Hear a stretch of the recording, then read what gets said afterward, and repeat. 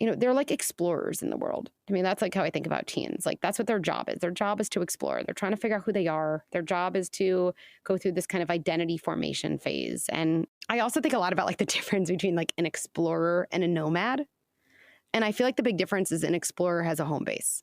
But what I always want parents of teens to know is like your teen still needs you in the most intense way. And they will come back. They need to know you're there, right? Like knowing when you're exploring that your home base is there. Like I think we all know feels very different than checking for a home base and feeling like it has dissolved, right? And that to me says so much about the connection of teens and parents during these really tricky years.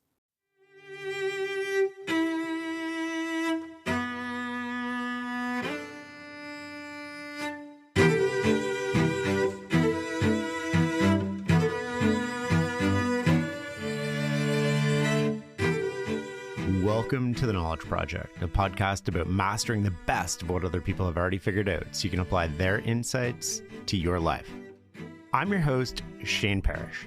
Every Sunday, I send out the Brain Food newsletter to over 600,000 people. It's considered noise-canceling headphones for the internet and is full of timeless wisdom you can apply to life and work. You can sign up for free at fs.blog/newsletter. Check out the show notes for a link. If you're listening to this, you're missing out. If you'd like access to the podcast before public release, special episodes that don't appear anywhere else, hand-edited transcripts, or you just want to support the show you love, you can join at fs.blog/membership. Check out the show notes for a link. Today, my guest is clinical psychologist Dr. Becky Kennedy. She's simply known as Dr. Becky to the millions of people around the world. She's the author of Good Inside, a guide to becoming the parent you want to be. In this conversation, we discuss the 8 most important words you can say to your partner or child when they tell you anything that's hard, setting boundaries, effective apologizing, regulating emotions, both our own and teaching our kids how to do the same thing, the importance and step-by-step guide to repairing after a blow-up with your kids or partner, addiction, specifically around kids and screens and video games, building confidence and resiliency, and so much more. After re-listening to this conversation, I was struck by just how much of what we talk about applies to kids, partners, coworkers, and ourselves. Stick around at the end for my reflections. It's time to listen and learn.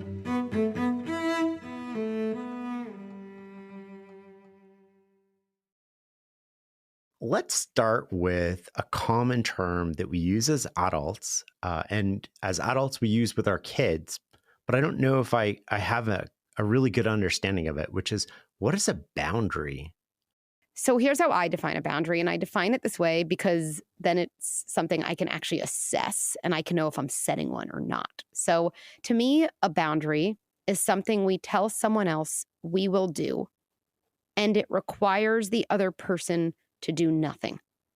And so the reason I really, really like that definition is because we can then afterwards say, okay, well, the thing I did I tell someone what I will do? And does it require the other person to do nothing? And almost always we say, no, like I actually kind of was asking my kid to clean up, the clothes on their floor, which is something we all have to do. I would say that's a request. We make requests of our kids all the time, but learning to really differentiate a request from a boundary is critical. And it saves us from the frustration and the cycle of my kid doesn't respect my boundary or this person doesn't respect my boundary. And to me, the way I think about boundaries is someone kind of, quote, might not respect my boundary, but if I am setting a boundary that is dependent on what I'm doing, and is not at all dependent on what someone else does, then I really retain a lot of power. And I really like that perspective. So what would be an example of like a boundary in a relationship that you have with your partner or your spouse, and a boundary you might have with a teenager? Let's start with like a moment of frustration. Where for you, Shane, like where are you frustrated with the spouse, or where do you hear you're like, oh, people tend to like get frustrated and want to set boundaries in this way?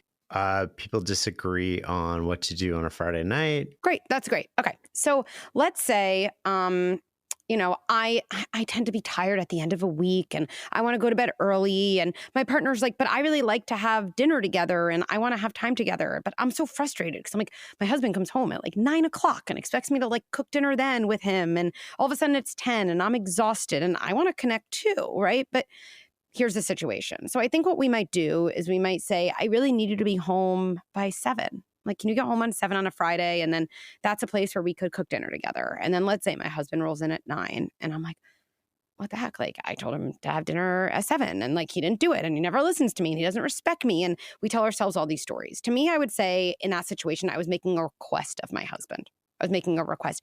And most of the time in our relationships, by the way, we can't always set boundaries. Like we do make requests and hopefully our relationship is strong enough with someone, which we can talk about, where they would, when they can, honor our request, right? But I'm making a request because the success is dependent on my husband coming home at 7, which he just did not do. Here's a very different approach, which I don't always recommend taking, but sometimes we have to take if we feel like we keep getting in situations where we're kind of really unsatisfied. I'd say, hey, the last couple of weeks, we talked about you getting home at 7 or trying to, you keep getting home at 9. Look, I don't want to end up in that place again where then I get tired and I get resentful and we get in this fight. I just want to be very, very clear. I would love to have dinner with you tonight. I really would. And I know for me, if you're not home by 7, cooking together and having that connected moment, it just is not going to then happen in a way that feels good to me. So if you get home by 7 tonight, I'm so excited that we can have dinner together. And if you come home at 9, I get it. You will probably find me having already had a bowl of cereal and then reading in my bed, and I won't be able to make dinner. And we can talk about it again next week. So it's literally laying out what I will do. And then let's say my husband does get home at 9. I might still be upset. I mean, I'd be like, this is such a bummer, but I'm not going to feel so resentful. I'm not going to feel so angry because I laid out 2 situations based on my needs. And either way, I have kind of a path I can walk down that's within my control. It doesn't require him to do anything, but at the same time, he has a choice. Yeah. And people say, well, is that just threatening your husband? To me, we really underplay like our intention and how that intention then gets really felt by someone. Like I could say the same thing to my husband. I could say, look, and if you're not home by 9, I mean, if you're not home by 7, you're going to find me in bed and I'm not going to have dinner. Like if I said it that way, I feel like he would receive it as like, are you threatening me? Like what's going on? Right? It's very different than, hey, sweetie, like, I don't know, maybe work's crazy busy for you. Like, I can respect that too. And if you do get home at 9, I just want to be very clear, I will be in bed because I'm just exhausted by then and I can't cook and I don't want to feel resentment toward you. And so I need to be with my book at that time, probably going to fall asleep, and hopefully we can get time together at another point in the weekend. Like, I think you feel such different intention there, right? So to me, boundaries are not threats. They're actually an assertion of your own wants and needs within your relationship. I feel like in that way, a boundary is a way of saying to someone, here's what I need to still feel good in our relationship. I think that's actually another way to think about it, where so many times people worry my boundary is going to threaten my relationship, maybe with my husband, or I tell my mother-in-law, oh, they can't come over a certain day. But boundaries are really a way of saying, this is what I need to continue feeling good in our relationship. And in that way, it's actually a way of inviting someone to maintain closeness with you. I like that. And I really like how you described it. And I want to come back to that after, but I want to hit maybe teens and what would be a good one around screen time, which is something that all parents deal with, I'm sure. Love this. Okay. So when we think we're setting a boundary, but we're really making a request, it might sound like this. Hey, you can go on Fortnite for, I don't even like to name the number of minutes because when I do, people will also be like, oh, my kid does more than that. Is that bad? But let's just say X number of minutes, okay? You can play Fortnite for X number of minutes. And after that, I want you to turn it off and come to the kitchen. Okay. Now, if you know video games and I know video games, and if you know phones and I know phones, the idea that your kid is going to be able to stop themselves at a certain time is just probably setting everyone up for failure. It's just you get sucked in. It's not about willpower. It gets you addicted. You're in a game. And either way, still, I'm making a request. The success of what I just said to my kid is dependent on them doing this. If it's so important for me, for my kid to only play Fortnite for X number of minutes, I could say one of 2 things. Hey, I just wanted to be perfectly clear about what will happen after X number of minutes. If you're still playing, and I really don't want to do this, I am going to come in and I am going to take the remote and I am going to turn it off. Like, I don't want to get there. I'm sure you don't either. So maybe we should do that whole thing we talked about where you set a timer 5 minutes before and you actually determine if you have time for another game. So you're not in the middle of it when I turn it off. Or maybe I say, hey, I am going to use a new system. I'm going to use this form of parental controls where your iPad turns off at a certain number of minutes with a 5-minute warning before. And so at the end of that amount of time, it is going to go off. I just wanted to let you know that's going to happen. The success of what I just said is not dependent on my teenager, quote, listening to me. My boundary is now totally within my control. I like that a lot. And I love the way that you explain this to them.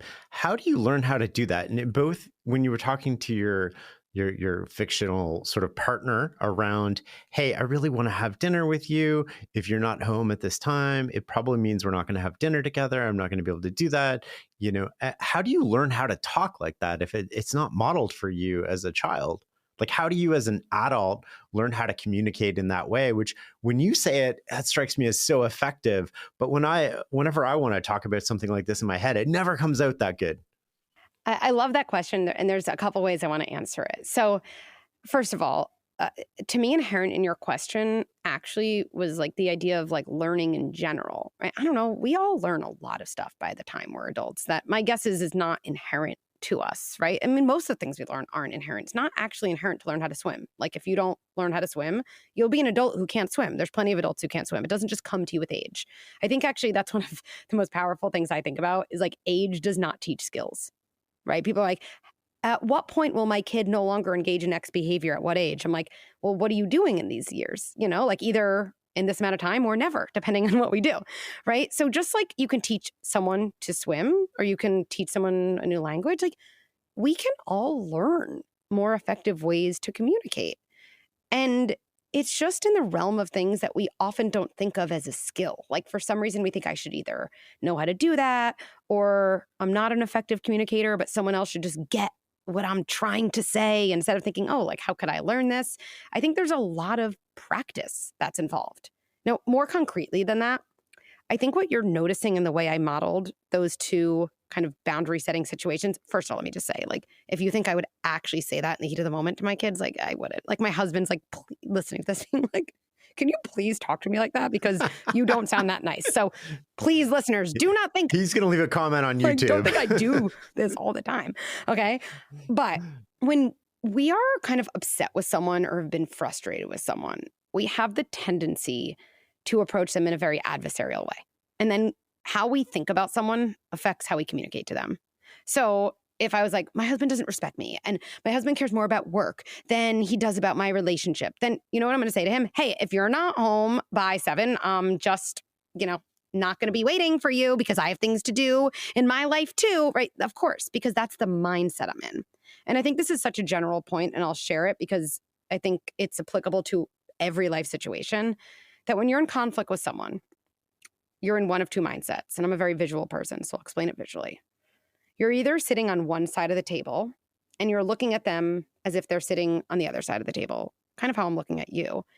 And I'm looking at you like you are the problem. And so I'm on one side of the table, you're on the other side of the table, and I'm looking at you like you are the problem. Okay. The other mindset we can be in is I'm on one side of the table, and let's say, Shane, you're sitting next to me on the same side of the table, and together we are looking at a problem. I actually think this is like profound because to me, nobody should ever communicate with anybody until you get yourself in that second mindset. We often think, what are the words? What do I say? What's the script?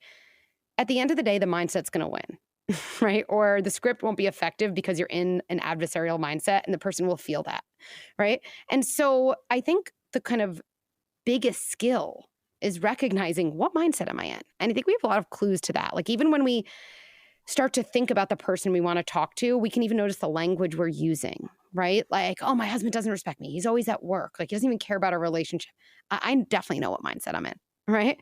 If I'm in the second mindset, I'd probably be saying like, wow, he's really overloaded at work and, I miss him. Right? Maybe I'd say that. I really miss my husband. I wonder if I've ever told him that. That's very much like me and my husband are on the same side of the table and we're kind of looking at the problem of, not being as connected as we used to be. It's kind of like, it's now all of a sudden, also I feel different in that mindset. Like I honestly feel sad just saying that to you right now. Like, oh, it stinks. And maybe my husband feels that way. Maybe he's not even aware that he feels that way, but maybe he does. And maybe he's nervous about his job and he feels like he's going to get fired and he thinks he's going to let me down if he does that because he's the breadwinner. I'm making these things up. But when I'm in a me and you against a problem mindset, we communicate completely differently. Same with our teen, right? Like me versus you, and a simple thing could be, you never pick up the towel. Like how many times have I told you to pick up a towel? Like you see the towel on the ground, like just pick it up and put it in your bathroom, hang it up, versus, hey, look, we both know towels on the floor. Like we both know that's not where they go. And you're a responsible kid. Like, and I know you have heard what I've said. So there must be something getting in your way of remembering. Like there must be, because I don't think you look at the towel and think I'm going to piss off my mom. Like I really don't think that's happening. So can we figure this out together? Like what would make it easier for you to remember? Like I actually had this with my 12-year-old son recently.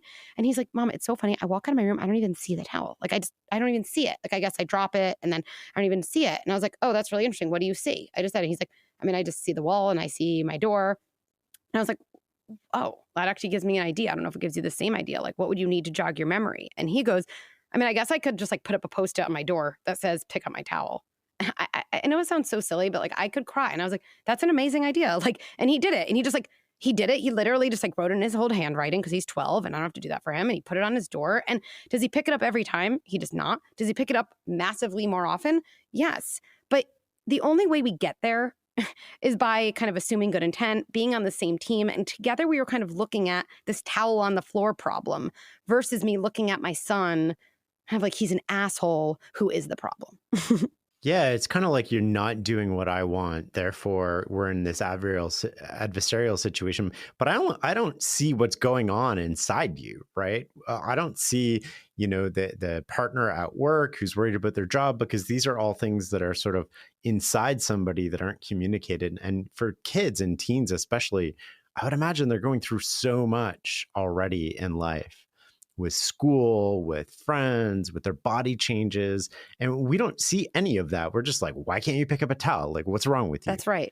But there's nothing wrong with them. Yeah. Right? And, I think there's so much more there too. Like my son probably doesn't care about his towel on the floor. And I don't know, is something so bad going to happen if his towel's on the floor? It's probably not. Like, I don't think the world's going to end. I don't think his, room is going to be ruined. It just is my preference. And so really we're saying, well, why would my kid start caring about something he doesn't care about and his mom does care about?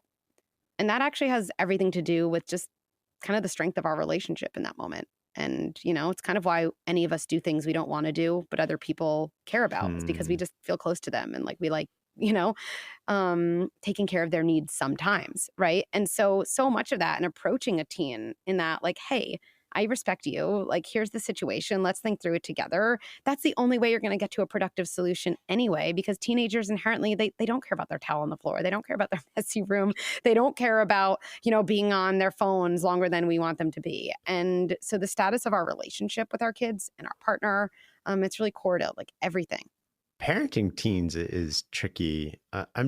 What are the indications that you have a really strong relationship with your teen? And what are the indications that it's going the wrong way and you should probably intervene before it gets really bad? It's a good question. My first reaction, like the loudest thing in my mind, I think a lot of parents have a sense of like how they're like they just have like an inherent sense of like how close am I to my teen? How are things going? I guess in one way, it feels like every interaction is a ton of conflict. It's just like a series of misunderstanding. And I think that doesn't feel great to either. I guess in the middle is like, well, we don't have any overt conflict, but like, do we talk about things? Like, do I know about the things that are going on in their life? Would they come to me if they were struggling? Would they come to me if they were struggling with something that they worry could, quote, get them in trouble? Right. I think a lot about attachment in relationships, right? Not attachment parenting, but the idea that how kids connect to their caregivers, their parents, really forms the foundation for a lot of different things in their life, for how they're able to regulate emotions, for how they think about themselves, for how they build confidence and resilience, actually the model they take into adulthood about what a healthy relationship is, right? For so many things. And when our kids are teens, what's really, really tricky is, they're like explorers in the world. I mean, that's like how I think about teens. Like, that's what their job is. Their job is to explore. They're trying to figure out who they are. Their job is to go through this kind of identity formation phase. And as we remember from when we were younger, the way you start to form your identity when you're a teen is actually through a lot of separation from your parents. That's actually, though, your job. Your job is actually to start to separate from them. And a lot of teens, most teens, they overshoot, just like we did. Like, you have to kind of overshoot distance to be like, I am nothing like my parent. And if my parent tells me a rule, the quickest way to figure out my own person is to just like reject it, even if it makes sense for me. It's just like, you kind of overshoot. But if I go back to the idea of like teens being explorers, because they do, they try out so many things. They kind of need to explore away from their home country, right? I also think a lot about like the difference between like an explorer and a nomad. And I feel like the big difference is an explorer has a home base. And I have the chills as I say that. Like, they have a home base to come back to. And just knowing they have a home base gives them a lot of confidence in their exploration. Where a nomad, like, doesn't really have a home base. And when I think about teens and parents, I think a lot about that. How like a teen's job is to explore.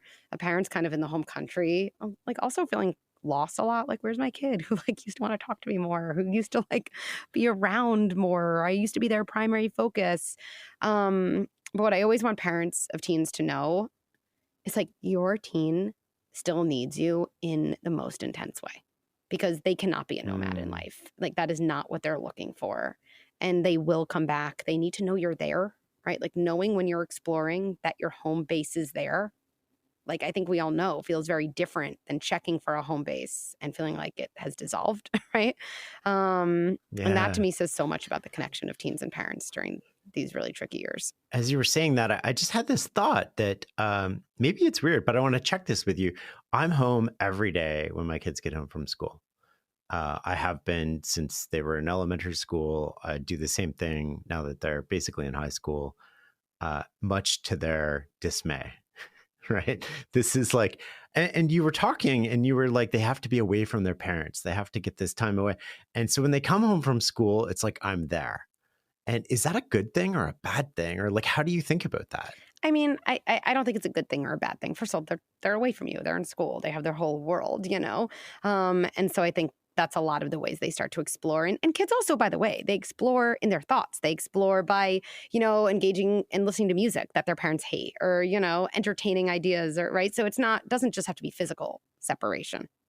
I feel mixed about a parent who's always there. First of all, parents are like, I'm at work. I'm not there. Am I messing up my kids? No, I frankly, I'm often at my office, when my kids come home. So there's not one right way. I think it's a dance, and I think about this a lot with my own childhood. And I've talked about this a lot with my mom. Because we mom in very different ways. Like, I do now and she did then.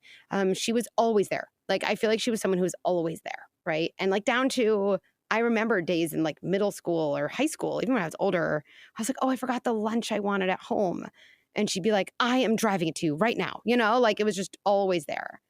And one of the things we reflected on a lot together, and it actually kind of relates to confidence, so we can bring it all together as always happens, is I feel like I could have benefited a little more from like, mom's not available right now. Like, and kind of like, and I know like not having my lunch is just one example. It's a tiny example, but even that small example, like, I know I would have been like, oh, I guess I have to go to the cafeteria and I guess I have to like find something, or I don't know, maybe I would have remembered to like pack it the next day, like in even, bigger way, because I didn't want to have that happen again. I think on the other side, right, especially as kids get older, it's so easy to do what I call like taking the bait from teens. Like, you don't understand me and I don't want to be with you anymore. I just want to be my friends and get your own life and get out of my room. And parents are like, I guess my kids don't care. So like, I'll never be home when they're home. And, they slam the door in my face. And so it's on them to like, say something to me, and I'm going to kind of give them the silent treatment until they do. Both extremes, I think, can, like any extremes, can like hold kids back, and I think we want to give kids at every age room to like be on their own and kind of the trust in that. And I think kids benefit so much from that distance, but they only benefit from that distance when they kind of have internalized and still kind of have access most times to that kind of secure base. So I'm not trying to get out of the question, but I really do think it's this dance. Because like if I think about my own childhood and I think about like, I feel like my secure base is with me all the time. And as I got older, it was like, well, is that me? Was that my parents? Like, I think it took me longer to trust myself. Even now, amidst uncertainty and struggle, it's still something I work on with myself because I feel like I did almost have this, system so close all the time that I probably didn't learn to like trust myself, that I could really figure things out and get through things in a way that, could have been really helpful to me. So that leads naturally into sort of confidence and specifically resiliency. What can we do as parents of teenagers to build that resiliency? Obviously giving our kids room to fail and opportunities to struggle. Aside from that, what is it that we can do? And like, are there specific things that we can do that you're like, oh, this is a great way to let your 14 or 15-year-old fail or struggle or... I mean, I think they're kind of very, very related concepts, confidence and resilience. But I'll start with kind of framing up confidence because I think the way I think about it is a little different. And again, if we're ever trying to build a trait, I think we have to be like so clear about what the trait is, or else we're going to be building something in a direction that might not be so productive. Well, let's define them both then, confidence and resiliency. Yeah. So to me, confidence, I think people think about confidence as like feeling good about yourself. And like, I think that could not be further from what confidence is. To me, confidence is self-trust, which I think is very different from feeling good about yourself. And in a related way, I think often like confidence isn't feeling like the best at something. It's feeling like it's okay to be you when you're not the best at something. And it's like trusting yourself in those moments. So like I said to you earlier, I don't like to have ideas without actionable strategies because I can't operate that way. So let's like play out some situations, right? And I think this will drive it home. So your kid comes home and they're like, I'm the only one of my friends who didn't make the football team. I'm not making this up, right? I'm the only one of my friends. It's so embarrassing. I'm the only one who didn't make the football team. And I think we think that like what we need to say to our kid there or what they're looking for, or even like, I want to build my kids' confidence. They seem so not confident now because they're like, I'm the only one who didn't make it. I stink. And like, is, well, like you're the only one who made varsity basketball. They all made JV and like, you're the only one who was on varsity basketball, or like you're in honors math. And, we like say these things like that. And if we think about confidence as self-trust, then if we break down that situation, a kid is coming to us saying, I feel sad and disappointed. And we're saying to them, no, you don't. Right. And I'm an imagery person, as you can see. So to me, this idea of like the feelings bench really, really like brings this to life and gets really concrete and palpable for parents to use then in their homes. So our kids, are feeling down like they often do. They didn't get a good grade in a test, or someone broke up with them, or now their friend's dating the person that they liked, or they didn't make the football team, or, they're jealous of their brother who's, always doing XYZ and they can't, whatever it is. And to me, the image I want parents to think about is like, my kid in life is like in a garden that's full of benches. That's like life, okay, is in this metaphor. And in this moment, they're sitting on the bench of, and I don't know, maybe this is the bench of I didn't make the football team. Or maybe if we generalize, it's the bench of something didn't go my way, or I'm disappointed, or I'm embarrassed. Probably all of those things come up. They're sitting on that bench. And as parents, we often have two urges. One is one I named. We kind of tell them their bench isn't their bench, right? Or we like see a sunnier bench in the garden. It's like the bench of, well, you made varsity basketball.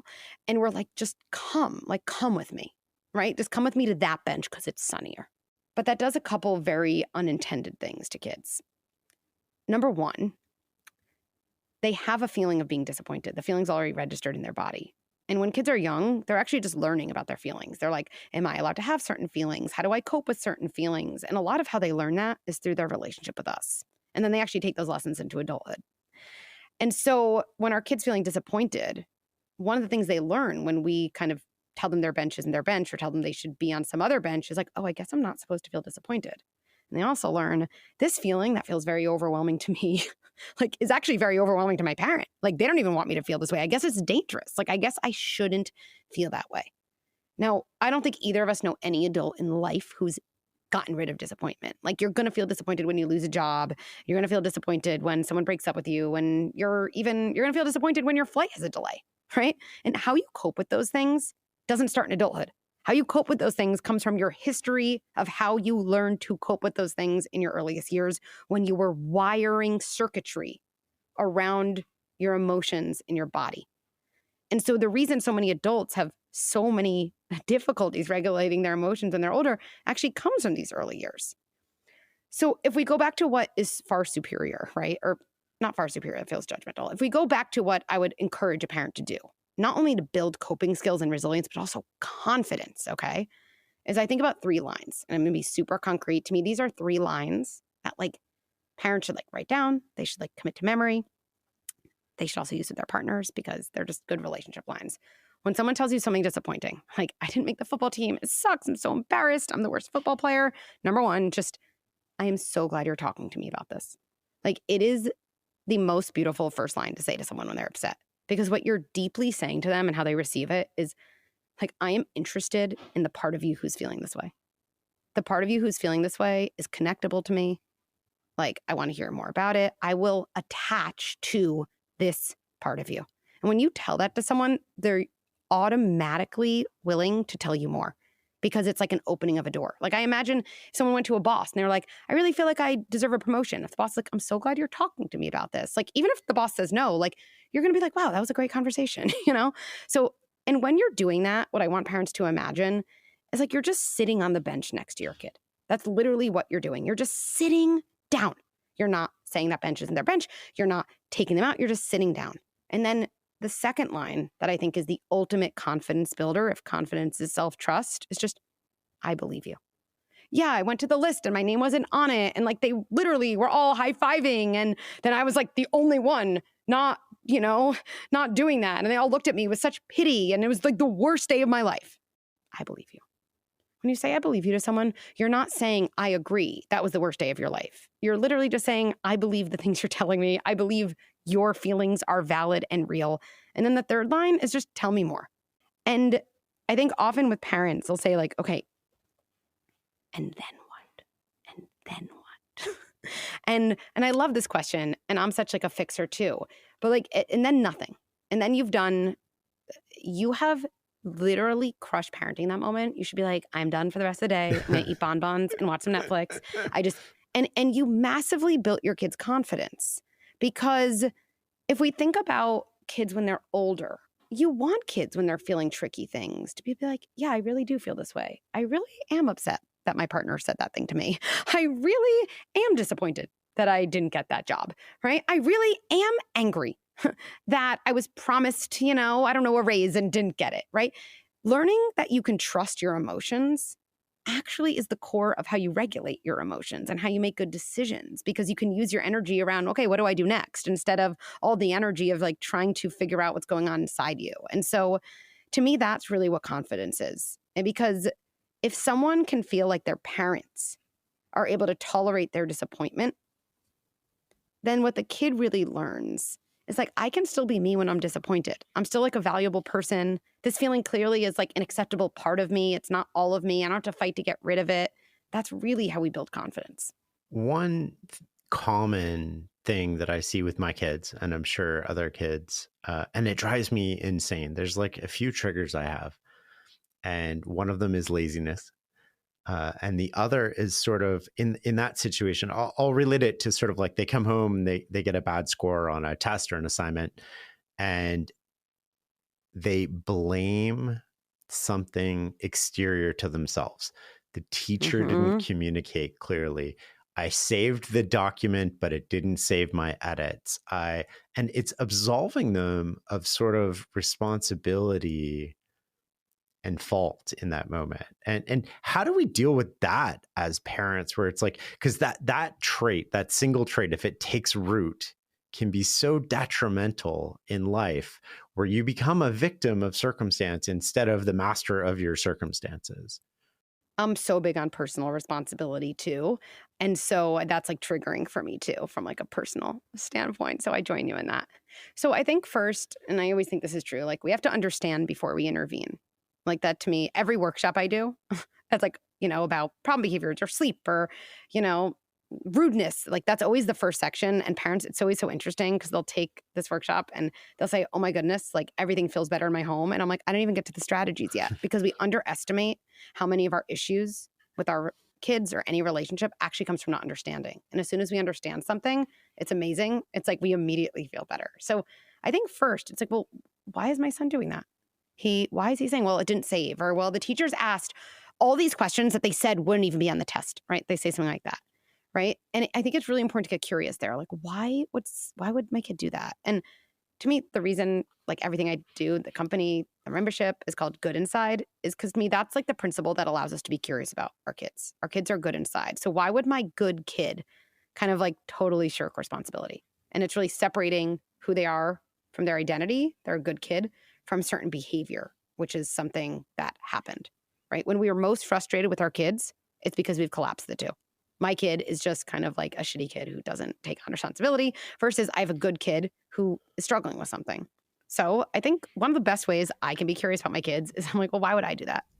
Why would I be in a situation where instead of being like, oh my goodness, I was late and I should have left earlier, I was like, you have no idea about the traffic and you have no idea about the car in front of me. Oh my goodness, right? So I'm just making this up now, but oddly enough, I think I would do that when I felt so bad.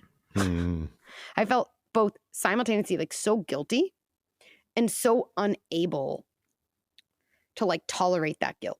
And this is actually going to circle back to the idea of separating identity and behavior. Oddly enough, kids shirk responsibility and kind of seem unwilling to reflect on their role of things when they equate a certain outcome with kind of being an indication of who they are. So let me like say that in a better way that's like clearer. So like if your son thinks like let's say I got like a, whatever it is, a 70 on this test. If when he gets a 70, what happens inside him is like, I'm so stupid. I can't believe like I got a 70 in math. That will make him tell the story. Well, my teacher asked about things that were unfair because he can't tolerate the idea that he's like a stupid kid at math. Nobody can tolerate that idea. And actually, so the first step is like trying to help our kids separate. Wait, like you're a good, smart kid who clearly like got a not so great thing great on their test, right? And when we're able to separate who we are from what we do, we're actually remarkably able to take responsibility for our behavior because it's no longer an indication of our identity. So, okay, if that's part of the understanding, I know for me in my mind, I'm like, okay, so what do I do? Like, I still don't understand what to do. In that moment, what strikes me is what's happening for a kid is actually shame.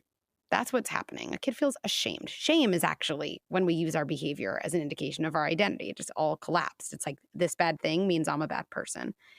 And the hardest thing about shame when it's present, and I write about this in the book, is like you have to change your goal. And it's like, it's so frustrating because if that's my kid, what I want to say to him is, okay, stop saying that. Just stop saying that. Like, okay, maybe that's true, but like some kids did well on the test and like you probably could have studied. You probably could have gone to the teacher before and asked a few questions. And like, if you keep saying that, you'll never learn. Like, you just want to like lecture. You want to like just get through it. Yeah. But the thing about shame is it's a freeze response. It's like an animal defense state. Like we talk a lot about fight or flight, but there's other animal defense states too, right? And one of them is freeze, right? And so if someone's frozen, you can't like get them out of that until it's started to thaw a little bit. And so as a parent, instead of trying to go through it, your only goal in the moment, and this is going to be like remarkably ungratifying, I'm just warning you, is to have to de-shame the moment first. You have to switch your goal from getting through to your kid and teaching a lesson to lowering shame. So your kid is actually in a place where they're unfrozen, at which point they can learn. So if that's my kid, I'm going to tell you what I would do, except again, like, I don't know if I'd really do this, but the ideal Becky would do this. My kid says this to me. I'd probably say in the moment, I hate when that happens. Oh, that's the worst. Right? Because I even think about me. If I showed up for this podcast with you late, Shane, I was like, you have no idea about traffic. Oh my goodness. It was so bad. And my commute was awful. If you're like, that is the worst. Oh, I had that happen to me once too. I really do think the next thing I would say to you would be like, I'm sorry, I should have left earlier. Where if you're like, I mean, Becky, look, like we only have a little bit of time and like maybe there's traffic, but like you really could have just, I don't know, left your apartment earlier and gotten to the studio. I know what I'd say back is like, he doesn't even understand traffic. The traffic was so bad. I would have gotten. So it's paradoxical, but it's so effective. And you can de-shame by just actually saying like, oh, that's the worst. It's usually pretty simple. Or to me, like one of the most beautiful strategies, it's hard to even call it a strategy. It's just, I call it like, did I tell you about the time? But it's just like leveling with your kid about a story from your own childhood that was just like that. Oh, that makes me think about when I was in 7th grade. It's not the same, but like I remember the science test. I was like, what? This question's on and this question's on. And you can kind of watch. I'm going to kind of like do a little trick here. And part of me was like, oh, I guess I could have studied that. But the teacher never told me. And the teacher never even told me. And so, something like that happened to me too. And so what you're doing in the moment is you're actually just reconnecting with your kid. You're actually prioritizing connection. Connect first is like the principle we all want to try to do as often with our kids, not because we're soft, but actually because it's effective if you want to get anything done, right? So I'm just connecting. I'm de-shaming. I'm connecting. And once I form that connection with my kid and they've kind of unfrozen a little bit, I can then enter into like a different conversation, but it just has to happen later than we want it to. One of the things I wanted to come back to outside of the world of teens and maybe inside the adult world here is you said earlier, how we think about someone affects how we communicate with them. Mm-hmm. I want to relate that to how we think about ourselves and that inner voice we have and how the stories we tell ourselves. And what are the common ways that we sort of self-sabotage or get in our own way with these stories that we're telling ourselves, and we're not being kind to ourselves and we're not being gentle. And that has all of these other sort of implications. Like, how can I treat you nicely if I don't even treat myself nicely? Yes. I mean, there's so many examples of that, right? And I think most of us, we can get into the causes, but most of us have learned to wire struggles next to blame. They're like very, very close in our circuitry. And I say blame because it's often a combination of other blame and self-blame, right? I think blame is often a two-way street. Like some of us maybe, specialize more in self-blame, some of us in other blame, but usually it's a seesaw. Like it's, and so when something's hard or something doesn't go our way, right? Maybe I yelled at my kid, right? And then all of a sudden I'm like, I'm a monster. I'm the worst parent. I messed up my kid forever, right? It's just like huge spiral. Or I did a presentation at work and my boss said something that like, I don't know if it was critical, but it was kind of ambiguous. And I leave and I'm like, my boss thinks I'm so stupid. And like, oh my goodness, I'm going to get fired. And we just, like you said, we start telling ourselves stories. And then those stories like start to influence, of course, they influence how we feel. They influence then the next action we take that usually is just kind of further reifying that story or really that interpretation. And we can really get off to the races, right? And another image I want to share, right? Because I think this is really one of my favorites and it really illustrates what we're talking about. Is like if you picture yourself as the driver of a car, we all have multiple passengers in our car. Right. So like some of us have imposter syndrome as like a very, very noisy passenger. Some of us have it's all my fault. Some of us have, the world is going to end and everything is going to go badly. Right.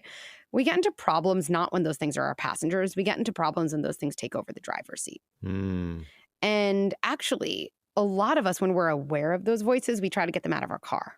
Like we do. We're like, I shouldn't feel that way. Or I know my boss doesn't actually think I'm stupid. Why am I thinking that? We either fight the voice or it kind of takes over us. Like that's usually what happens. When I actually think mental health is not about getting those voices out of our car. They're there. They're not going anywhere.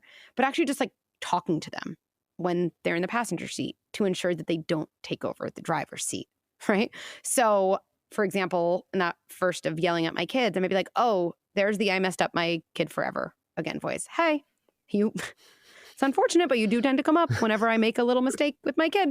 And like, okay, I'm just going to come back to today. Like it is 2024 and, I don't really know what the next 80 years, kind of hold, but I'm pretty sure what I did today did not, mess up my kids forever. And I know you'll say that again to me, but I'm just going to kind of keep you in the backseat, right? Or, oh, okay, I don't even feel great about my presentation and my boss did do this, but there's that my boss hates me voice. And it's true. Whenever I even doubt myself a little bit, I do tend to also think that my boss is about to fire me, right? And all of a sudden now I'm actually in a relationship with these stories, right? Or with these parts, I would call them these parts.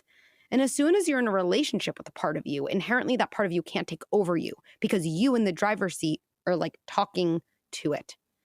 And to me, that's what I actually teach adults and parents like all the time. It's honestly like some of my favorite interventions to teach kids how to do that when they're young. I think it's like one of the most important skills they can take into adulthood with them, because I think those are some of like the ultimate coping skills in life. One of the other things we talked about earlier, and I'm sort of like going down a couple of rabbit holes because we sort of covered a lot of ground really quickly, was regulating emotions. And not only do we as adults and parents have to teach our kids or help them better regulate their own emotions, we have to often learn how to regulate our own emotions. How do we do that? I get this question from parents often, right? Because the way kids learn how to regulate emotions is through their relationship with their parents, right? It's not something you could get taught in a textbook. And it's not to say when we get older, if we didn't have a lot of those early experiences that helped us learn how to regulate our emotions, which most adults I know, a lot of them didn't, it doesn't mean we can't get there. But our kids, right, they kind of borrow our regulation in a moment and they kind of absorb it.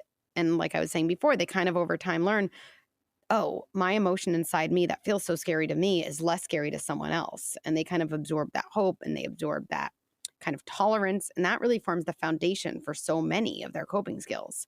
So parents will say to me, okay, I actually get that. How can I do that for my kid if I can't, if I really do struggle to regulate my own emotions? It seems like I'm teaching my kid and myself at the same time. And we are.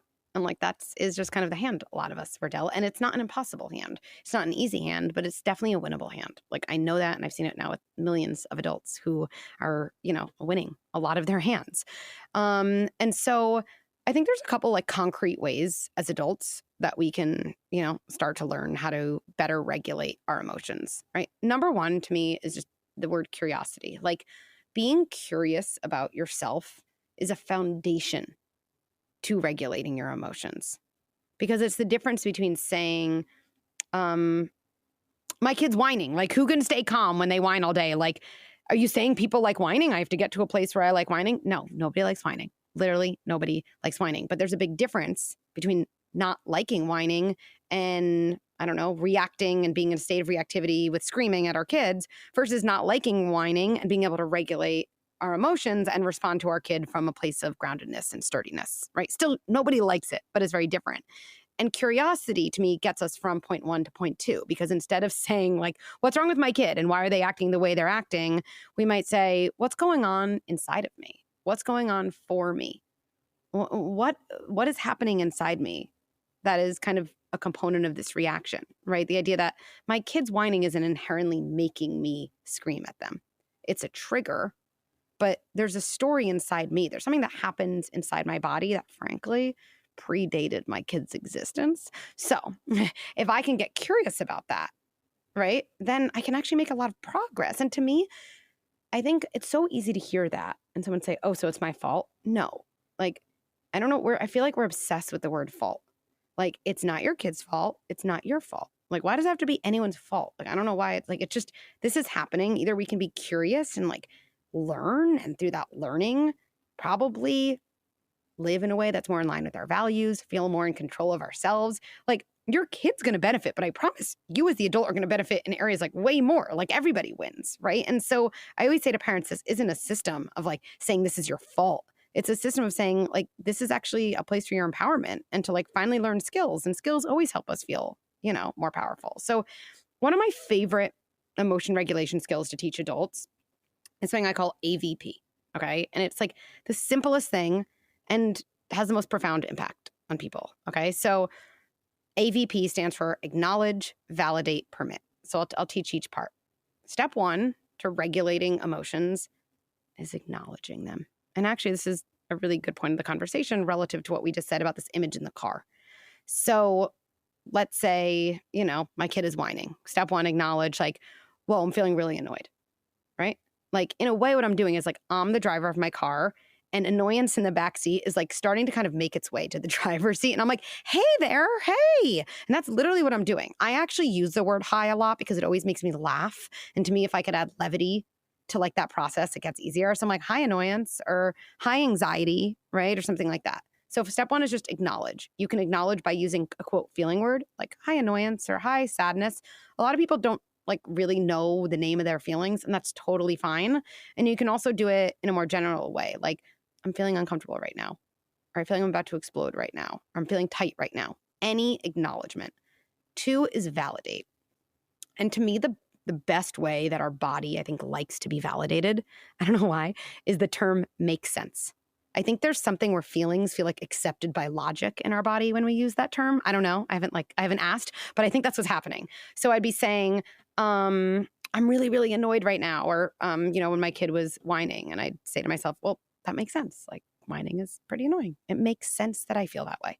That is a hugely helpful phrase in regulating our emotions, because the reasons our emotions get unregulated, right, is that they are exploding out of our body in our behaviors. They literally, if you think about these moments of reactivity, when I yell, or right, the emotion is like coming out of my body and like through my mouth, right? It's kind of like a volcano, right?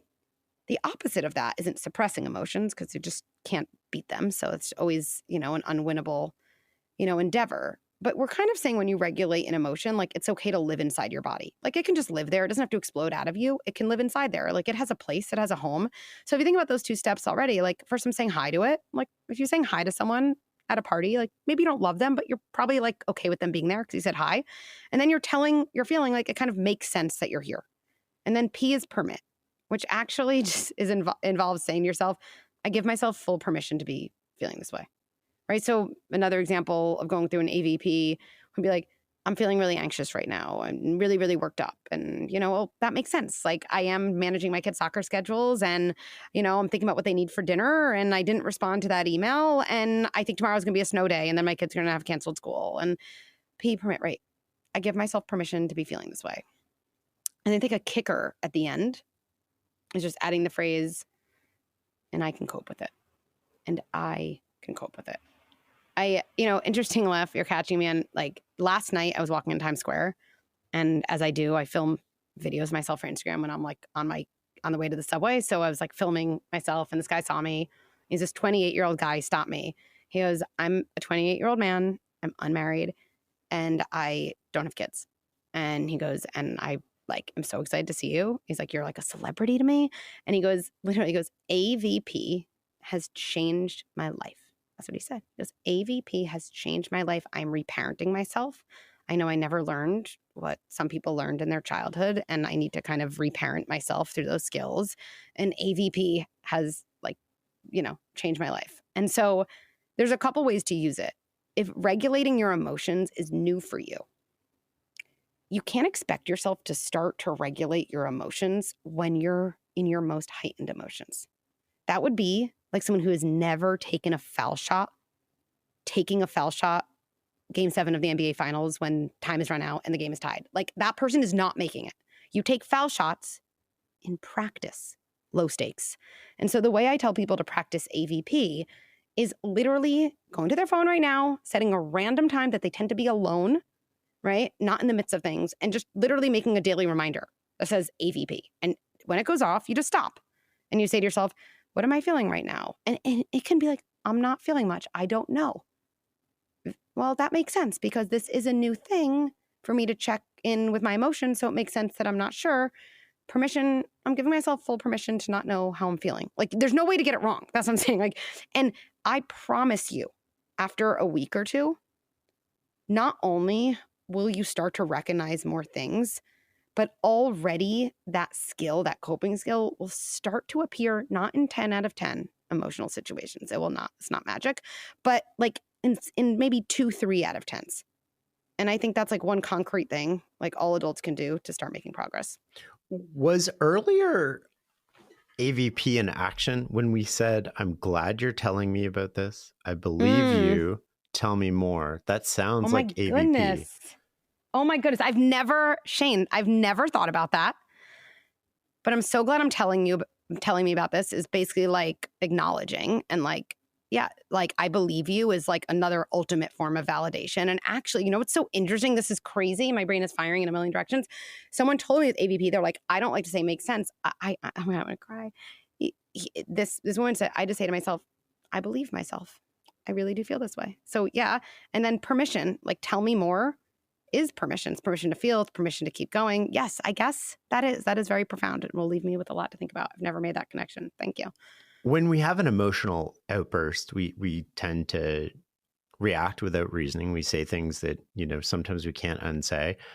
We do things that, the best version of ourselves would not have us be doing.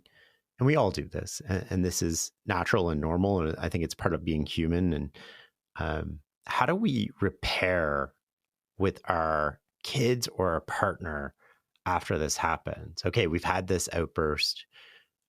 Or, we had this fight or this argument. We're not feeling good about it, but we really don't know what to do now. How do we get back to a good place? I'm so glad you're asking this question because I always kick myself if I'm in a conversation and don't get to talk about this because it's the ultimate, right? To me, repair is literally the number one relationship strategy everyone should get good at, whether you're in a partnership, your relationships at work, and definitely your relationship with your kid. And I want to go through this in a way, it's literally going to come full circle to confidence, to behavior versus identity, as everything, because I really think of myself as a first principles thinker. It always comes back to the same few things. So every single person, definitely me included, messes up. I yell at my kids, and it's not something I'm just saying oh, that's nice, she's saying this. Of course I yell at my kid. I'd be offended that you didn't think I yelled at my kid. My kids, first of all, do not have Dr. Becky as a parent, and I would not wish Dr. Becky on any child. I really wouldn't as a parent. It's just not, it's not human. It's not the way you can learn about how relationships work, right? If our relationship with our kids becomes the model they kind of take into adulthood and how they think about relationships, Shane, I don't think you and I want our kids going to look for a partner who's who is perfectly attuned to my emotions all the time, who always gets it right. They will be very disappointed. Nobody is like that. So everybody messes up. And when I say repair is the number one relationship strategy, it's because there's very few things that can have as much positive impact on repair. Okay. And what I always like to think about there is, okay, so if repair is one of the most powerful relationship strategies, and I'm supposed to get good at repair. Well, you can't repair if you don't mess up. You literally can't. And so really, okay, and I'll go through how to repair. After I yell at my kid, I really do say this to myself because I used to be pretty bad at repairing until I understood really the power of it. I'm oh, I messed up. And especially with this Dr. Becky stuff, I'm what would people think if right? I was yelling at my kids. And I was wait, I'm getting good at repair. That's my goal. So I messed up. Step one, check, crushed it. I messed up. I already did step one. Everyone says the first step is the hardest step. Okay, well, first step is messing up. We did that. Second step is repair. You're 50% of the way there. So I want to take this whole idea and turn on its head. Repair is so important. So I want to explain why repair is so important, especially for kids, and then get into the concrete way to do it. So I just yelled at my kid. And now, usually in my house, after I yell at my kid, we're separated. After I really scream, my kid's in his room. Let's say my son's in his room. And let's say it's about screen time. I'm I told you to get off, the video game. And you never listen. And you take advantage of me. And you said, and I don't know if I can trust you. And, and he's you don't understand me. And I was just with my friends and you embarrass me. And I'm you've seen nothing yet. Okay. And then he's in his room. He's slammed his door and I'm in the kitchen, right? So what happens next, right? That moment already happened. Do I wish it didn't happen? Yeah, I do, right? But it already happened. So what goes on for a kid after a moment that feels really bad with a parent before repair has happened? So my son is now in his room. He's overwhelmed and from a somatic physical perspective, right? He's agitated. He's obviously on edge. I am too. And he's even younger. He's helpless. And right, our kids are oriented by attachment with us. Attachment's the primary evolutionary mechanism for kids. They need us. They literally need us to survive. And so they're always kind of paying attention to the status of their relationship with us, right? And figuring out how to be close to us again, figuring out how to get your body calm so you can kind of proceed is something they have to do. So my kid's alone, right, having just gotten yelled at, and they have to figure out how to feel safe again, in their body. And if I don't go help them do it, kids really only have two coping mechanisms at their disposal on their own. And those are self-doubt and self-blame. So my kid could be in his room and kind of engage in self-doubt. Did that really happen? I mean, I don't know. Like if that happened, someone would probably come talk to me. I don't know. Maybe I'm making a big deal out of things. Maybe I'm overreacting. Maybe my friends wouldn't have thought this was such a big deal. And I guess I'm fine. Like, yeah, I guess I'm fine. Like, just forget it. And then also my mom never mentioned it again. So maybe that didn't even happen. We don't want to wire self-doubt into our kids because it comes up in really inopportune ways, right? When my daughter, let's say, or my son is older and they have something, I don't know, uncomfortable happen with the boss or with someone they meet in college. Like, I really don't think any of us want our kids self-talk to be like, did that really happen? Am I overreacting? Would my friends have thought that was a big deal? That's like so terrifying, right? And that's not what we want. So that's self-doubt. And the other things kids do is self-blame. They just say it's my fault. They're like, I did this. If I was like a better kid, I wouldn't have done this. And I ruin everything. They either say or both, I'm too much, I'm not enough, right? And they kind of say this to themselves to calm down. And one of the reasons kids engage in self-blame that I find really compelling to like share this idea more widely, it's not mine, it's by Ronald Fairburn, very early psychiatrist. What he says that I think is compelling, it's just for kids, it's better to be a sinner in a world ruled by God than to live in a world ruled by the devil. Meaning, kids have to feel safe in the world. And they have to believe that their parents are like good and like will keep them safe. And so when things happen with their parents that feel really bad, it's actually adaptive for a kid to internalize fault and blame, because at least then they can hold on to the idea that their parents and kind of therefore the world around them is safe and good. And if we circle back to like, why do we all blame ourselves after we struggle? Well, if over and over after hard times in your body, hard time, thing that didn't feel good, self-blame, hard time, thing that didn't feel good, self-blame, well, you become an adult when you have a hard time and things that don't feel good. Guess what happens next in your circuit? Self-blame, right? Adaptive when you're young, very, very much holds us back when we're adults.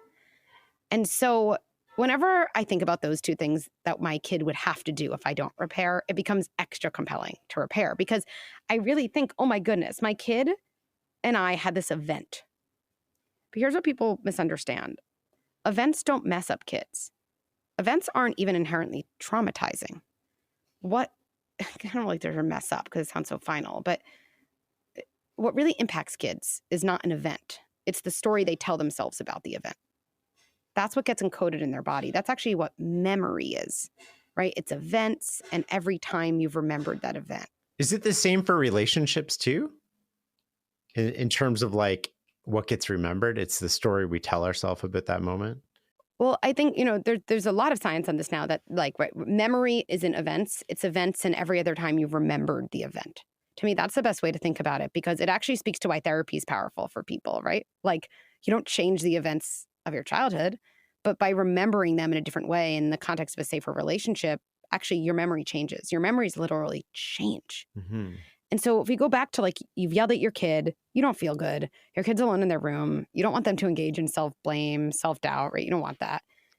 Not only that, to me, like I feel like I'm a magician when I go repair with my kid. I'm like, oh my goodness, what happens next after the yell is going to have the most impact on what you end up encoding about the event. Like if I can go in and do a true repair, you're not gonna quote be messed up by that. You're gonna learn that wasn't your fault. You're actually gonna watch an adult take responsibility for something that didn't feel good to them. You're gonna learn that after hard moments can be new understanding and people kind of working on themselves. Like, what's a better lesson to my kid than that? It's like that's why I say it's the most amazing opportunity. And so to actually engage in repair, there's two steps. And I think the first step is one that's not talked about a lot, and it's why so many of us have a hard time repairing or apologizing. And the first step, and this is going to be full circle, is really repairing with ourselves. If someone says, like, I have a really hard time apologizing, or my husband, my wife, my mom really can't apologize, what they probably mean is they actually, and Shane, this is very similar to why someone wouldn't take responsibility for getting a bad grade, they've equated the thing they did with the type of person they are. And so as long as me yelling at my son means I'm a monster and a bad mom, There's no humanly possible way I could repair. My body wouldn't even let me. I can't face the idea of being an awful person. In fact, if I stay in that place when I repair with my kid, probably not repairing. I'm probably going to ask my kid to do me a service. You forgive me, right? You forgive me, right? You still love me, right? You love me. I'm actually like asking my kid to like give me back my goodness. That's like so not their job. Repairing with ourselves really means, and I really do this. When people are like, what does that really mean practically? I'm like, no, literally. Like I go into a bathroom, I sit on a closed toilet, I put my feet on the ground, I put a hand on my heart, and I'll say to myself, like, I'm not proud of yelling at my kid, and that yelling doesn't define me. And I think this exercise is powerful for a million reasons, but like in general, I put up my two hands and I look at one and I'm like, this is who I am. This is my identity. And I look at the other hand, I say, this is what I did. This is my behavior. I'm a good person who yelled at my kid. I'm a good parent who was having a hard time. And I'll notice, especially after like the bad moments, those hands start to come closer together. And I'm like, no, I'm not. Like this is the worst. And I can't repair with my son from that place. I won't. But if I like stay in that place, I'm like, no, like nobody's perfect. I didn't mess up my kid forever. And there is something to me just saying like, my latest behavior doesn't define me. I'm a good parent, Becky. I am still a good parent. And I'll look at one hand and I'll look at the other hand who is having a hard time. I feel something like release a little bit in my body. And then really what's happened is I've re-accessed really my own good insideness separate from this behavior. And if anyone thinks it's interesting, people, aren't you letting yourself off the hook? The only way to let yourself off the hook is to conflate your behavior with your identity. Because as long as you're in a place of self-blame, it's actually a very like egotistical place and you're kind of like descending into this abyss. You can't reflect, you can't change, you can't wonder, what coping skills do I need? What do I need to do differently the next time? It doesn't make an excuse, but what was going on in my day that left me so fried and, overwhelmed? And how could I change that next time? The only way you can reflect and learn is by repairing with yourself. Yeah, it's sort of basically you're saying, I'm not going to be defined by this behavior. I'm not going to let that define who I am, even though they can both be true, right? I did this thing. I don't want to be the person who does that type of thing. And yet I did it. And yet it doesn't have to define who I am or my future. That's exactly right. And then you've kind of like, I do think about that. You've like re-accessed this thing inside you. Like, I'm still like, I haven't lost that good insideness. Now I don't need my kid to find it for me. Now I don't need them to validate it. That's, not the point of a repair. That is the opposite. And now I can actually go and do a true repair with my kid. And to me, a repair, I don't think there's an exact formula, but like to some degree, you name what happened, you take responsibility, and you state what you would do differently the next time. And I think especially I think all those components are pretty important. So I might say, hey, I'm thinking about yelling at you when you were, playing video games earlier. The reason I want to name it specifically, again, is I always think that kids have the tendency to self-doubt just to, again, make themselves feel better. And I always want my kids to go into adulthood being like, the things I see and the things I notice really are true. And so I think just like validating that when I yelled at you when you were playing video games is a way of my son of being like, okay, I didn't make that up. Like that did happen. I'm really sorry. And to me, this line matters and it's controversial. So I want to talk about it with you. It's never your fault when I yell. I'm really working on managing my own frustration, even my system around how you do video games, because it is important you end at the time we said. And there's definitely a smoother way around that. And even when you don't, like, it's my job to like, approach that in a calmer way. And that's, and then I think a couple things can happen. Depends on your kid's age too, but most of the time kids will look at you and they'll say like, whatever, or they'll say, can I have my snack now? Or you're so weird if it's new, they'll say something like that. And I think it's easy to walk out of the room being like, oh my goodness, like I just like did such major internal work to make that happen. And my kid didn't even care. They cared. Do not take the bait, especially if it's new. It's a lot for them to process, to be treated like someone who's deserving of a repair. And whenever any of us are kind of experience something emotional, a lot of us kind of push people away to like have enough distance to like try to like retake it in our own time. And so I know with 100% conviction that it will make a difference to your kid, even if they don't gratify you by saying something back that's kind in the moment. Is it different, or where is it different when it comes to repairing with a partner or spouse? Great question. I think it's both different and it feels totally different. And we all, me included, can get into such a state of willfulness instead of willingness, with our partners. I think it's the same thing. It's like you're taking responsibility for what you did. You're owning your side of the equation. I think a lot of us, let's say you yell at your partner. It's easy to be like, well, if you didn't do this thing, or, if you had said this instead, I wouldn't have reacted that way. Right. But at the end of the day, we own our reactions and we're responsible for, well, how we cope with things. Maybe it's embarrassing, but this is something I really struggle with sometimes in particular moments when somebody tells me how they're feeling. And the implication is that I did something that's caused them to feel that way. I catch myself saying, I'm sorry you're feeling that way. That doesn't seem like a good way to respond or lead to Did your partner want me to help you with this? Yeah. No, I'm just joking. Well, it's sort of like, because it's like I'm insulating myself from any accountability, but in some cases I might not agree with it, right? So this is where my mind goes, where it's like, well, I don't agree that you should feel that way, perhaps, or I don't agree that I did anything that caused that. How do I acknowledge and validate and repair what's a better way to respond in all of it? So let's just like go further into that. So, because you said like, what you said I thought was compelling. Like, I don't agree. Is that the word you use? Like, yeah. I don't really agree. So is there a situation that we could delve into with a little more detail? Well, if somebody's like, you did this thing and it made me angry, well, I can, in my mind, I can be like, I don't agree that you should be angry, or I don't agree that you should be feeling that way. It's sort of like what I catch myself thinking. Yeah. And when I catch myself thinking that, the words that sometimes come out of my mouth is, I'm sorry you're feeling that way, which means I get to walk away without acknowledging that I have any contribution to this. And I'm sort of validating your feelings, but not quite validating your feelings at the same time.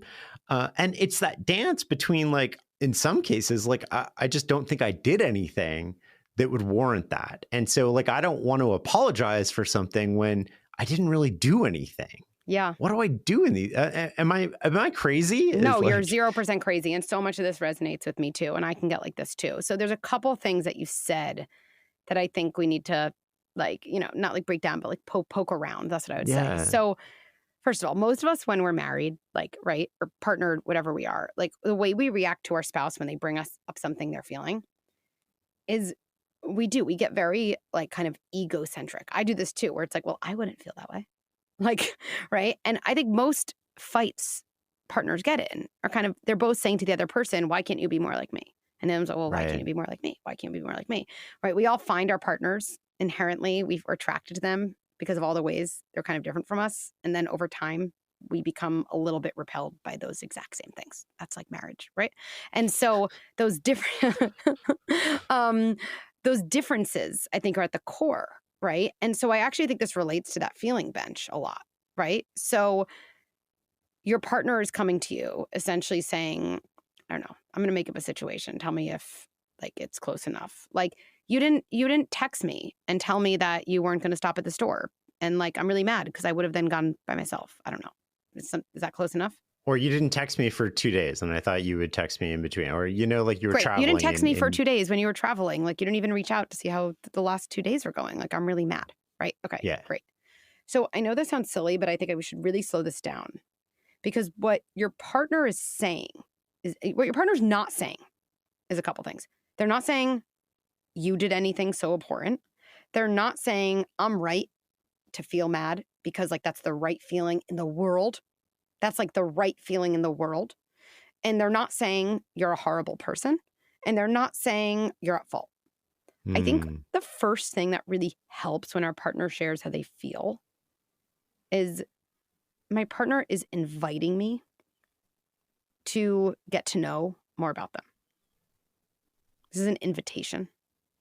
They're showing me another part of themselves that's very vulnerable, and they'd like me to be in a relationship with that part of them. Now, I know this is Hmm. tricky because you're like, but my partner's also saying that I did something to relate to that part. Well, we all do this, but they're also saying almost like more zoomed out, like, hey, now that that thing already happened, like I'm coming to you and this is, I think the Gottmans would call this is like a bid for connection. This is like an invitation. Yeah. Is that as a start, Hmm. does that shift things a little bit? Totally. Because it's like I'm reaching out because I care. If I didn't care, I wouldn't be reaching out. I wouldn't be engaging in this conversation. I would just ignore it and sort of like build resentment slowly. So the fact that you're reaching out is a bid. That's right, is a bid. Exactly. And, almost, and we don't communicate this way, but it's almost like what a partner's saying is like, look, you and I are different. And if I was traveling for 2 days, you might not even notice that I didn't text. Or I might come home and be like, wow, you were really busy. Tell me about how those days traveling were. And for me, when you don't text for those 2 days, I spiral a little bit. I feel unseen. I feel like maybe you forgot about me. Maybe that's dramatic, but that's in somewhere inside me. And my need is for more communication from you than your need would be from me.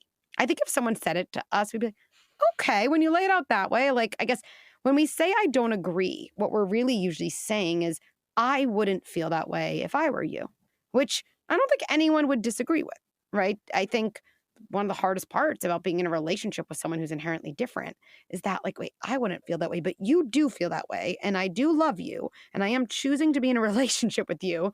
So we have this choice. It's like I can kind of lean on, and I think like there's my righteousness. I wouldn't feel that way. Or I can be curious about getting to know more of you. And I think you're right. Then same thing with our kids. I'm sorry you feel that way. Probably something we should always catch ourselves if we can before we say it, because it feels like it's like neither here nor there. And so many of the lines we talked about, honestly, if you think about a partner, right, who says this, right? You were gone for 2 days. Like, it's the same thing. They're like sitting on a bench, right? And they're like sad. They're sad. Or they're mad. Usually under mad is sad also, so it's probably a little bit of both, right? I'm mad, I'm sad. And if you think about sitting down, right, you'd say, like, it's actually a great first line. Like, I'm so glad you're telling me that. Like, right? And it's so interesting how much that diffuses mad right away. Because like most people, when they're angry, they're ready to fight, right? And like they're gearing up, right? And actually under mad usually is some more vulnerable emotion. And I think like, I'm so glad you're telling me about that, is it usually starts to get a little closer than actually that next line. Like, I believe you. Like, I believe you that you were really hurt. And again, you're not saying, and I think this is actually so important in parenting too, understanding how someone feels in a deep way is not at all the same thing as agreeing or saying I would feel that way too, or saying that some way is to feel is right in the world, like in some grand way. It's just understanding. It's not condoning, it's just understanding. Right. And then like, oh, so tell me what that was like for you. Like those 3 lines, I think, are actually like such an amazing guide in that situation. I think the problem with me is like, I don't, I want to know more deep down inside.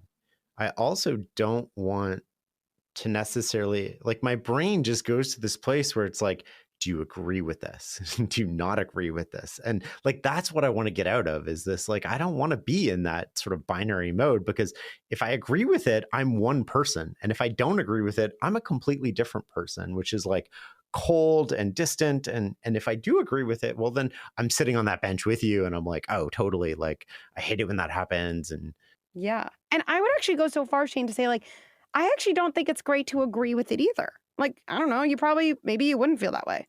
Like, in my relationship, my husband says stuff to me all the time that I'm like, my first reaction to is like, oh my God, because I wouldn't feel yeah, that way. But I'm like, wait, like I'm in Becky mode. yeah. Like, I know, okay, I wouldn't feel that way. Like, almost like, who cares? Like, he's sharing with me how he feels, or, same thing as the opposite. So I actually think it's so helpful when we're in relationships to get out of agreeing or disagreeing. I actually think, I don't know, I'm just thinking about this now, like, right, when you're curious about something, you're not sure if you agree or disagree. You're actually just like learning. So in talking to you today, I think that's the conclusion that I've sort of drawn for myself, which is just like, approach it with curiosity and non-judgment, and just try to understand the other person. And it's sort of like, I do with the podcast. Like, I'm not judging what people say. I just want to see the world through your eyes, and I want to smell what you smell.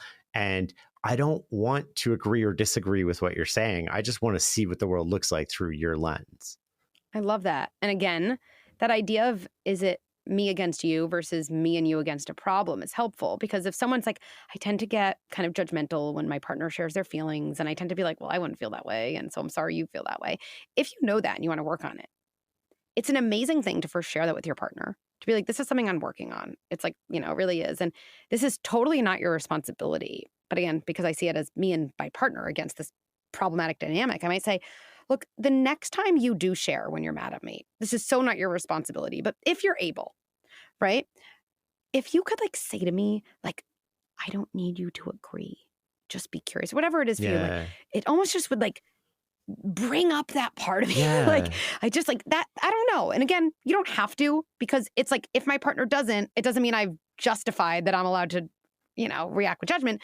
But to me, again, it makes us feel like, let's together figure out where our conversation goes off and work together so we can, move in a more productive direction. I want to switch gears a little bit here. There's so many other questions I have, and some including from friends.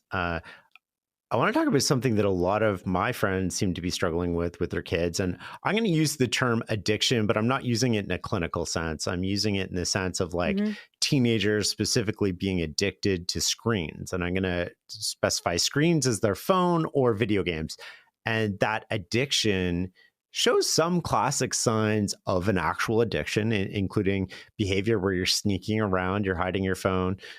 You're doing things that you shouldn't be doing, and maybe you're missing school assignments because you're at school and you're playing video games. And so it's the baby steps towards an actual addiction and maybe a clinical sort of what can we do as parents with the lying, this sneaking, and this is not, my kids exhibit this from time to time.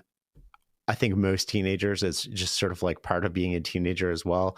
You walk in your kid's room and maybe they have their phone and they're trying to hide it and they're covering it up and they're lying about it. And how do we deal with screens, specifically borderline addiction, where it's causing other problems and the kids can't self-regulate in terms of, I need to get off my phone, I've been on it enough today?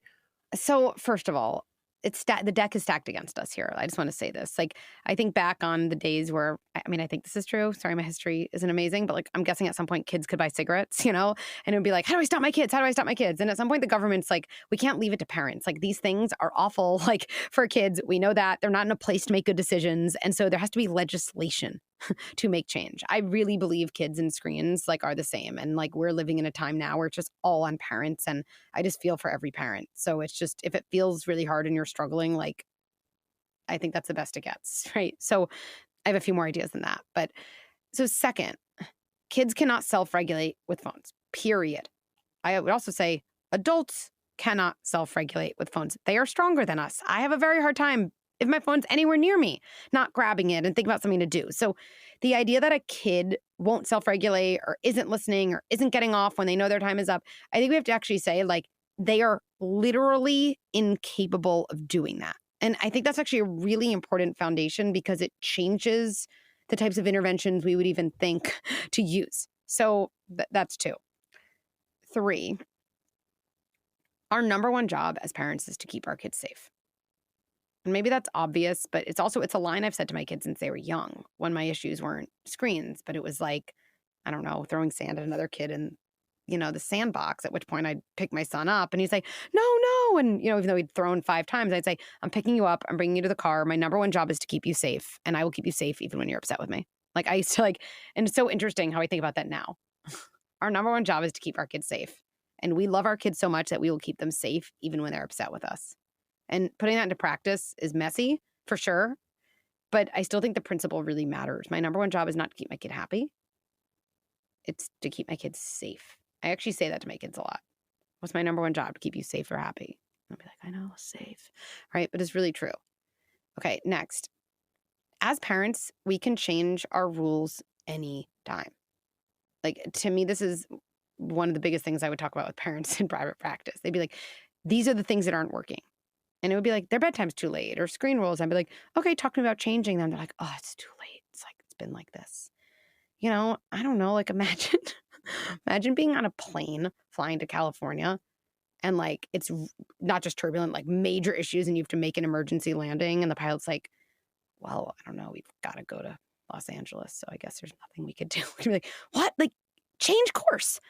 And if the pilot was like, we're going to make an emergency landing in Denver. And all the passengers were like, what? That's so annoying. And the pilot was like, you know what? Forget it. Forget it. Everyone seems pretty upset. We're just going to keep going. Like, I don't think anyone would want that pilot.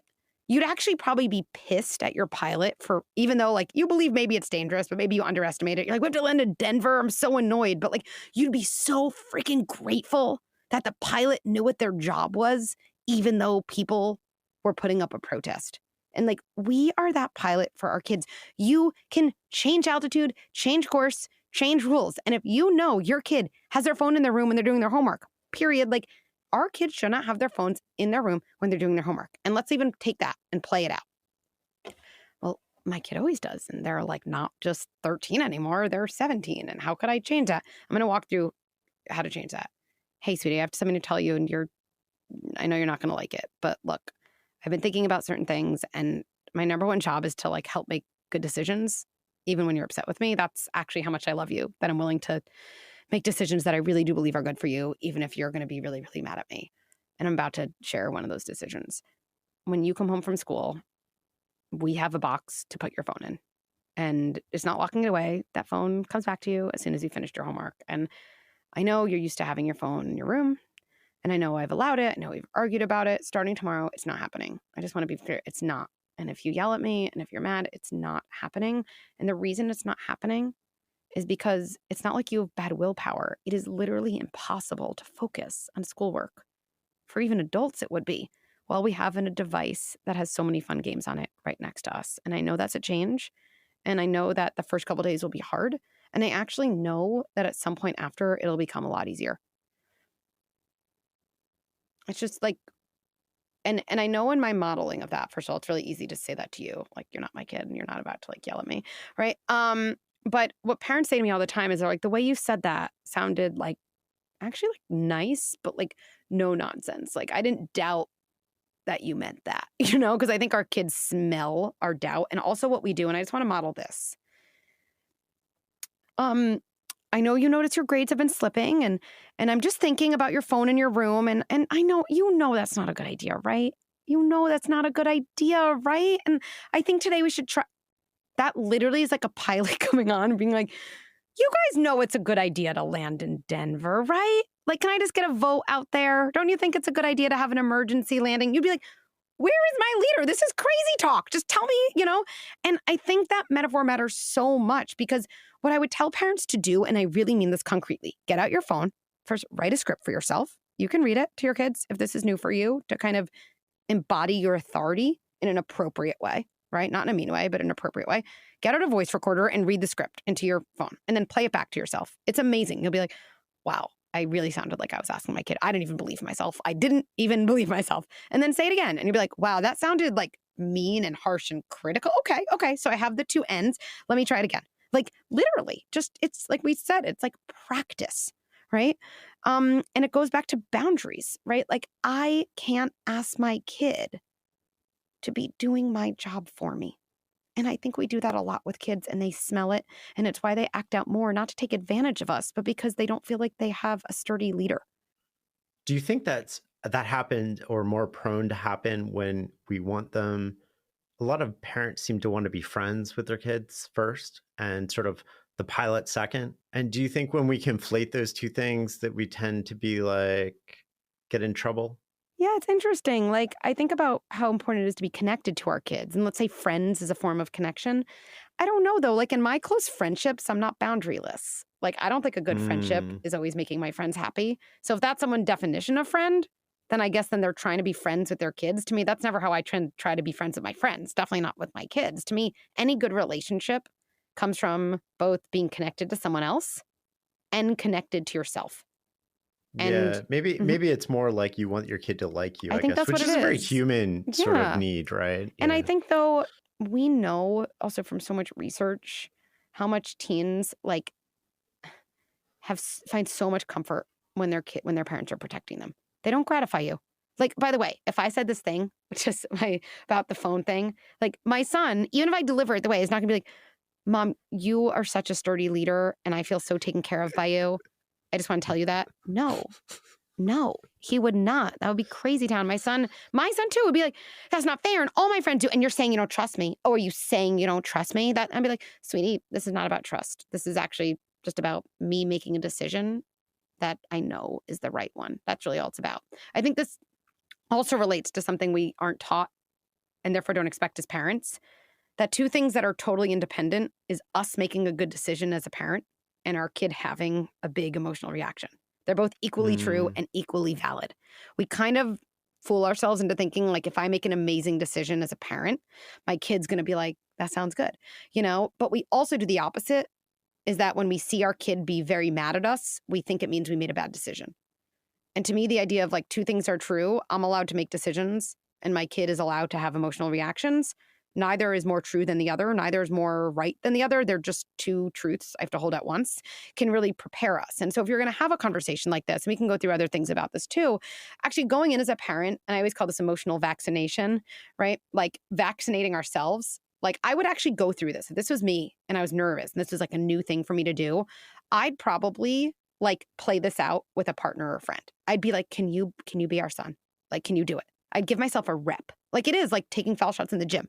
Like I find sports to be like the most useful metaphor. Like, we take foul shots in the gym so we can do it in the game. Like, well, you're going to do something for the very first time to your teenage son who is going to be upset and you think that's going to feel great or feel even successful. Of course not. Like do a dry run, do it with your friend and have them. I would really have my husband in the case be like, no. And like, it will feel a little funny because I know he's acting, but my body will start to develop like a little bit of a circuit for saying it, for tolerating it.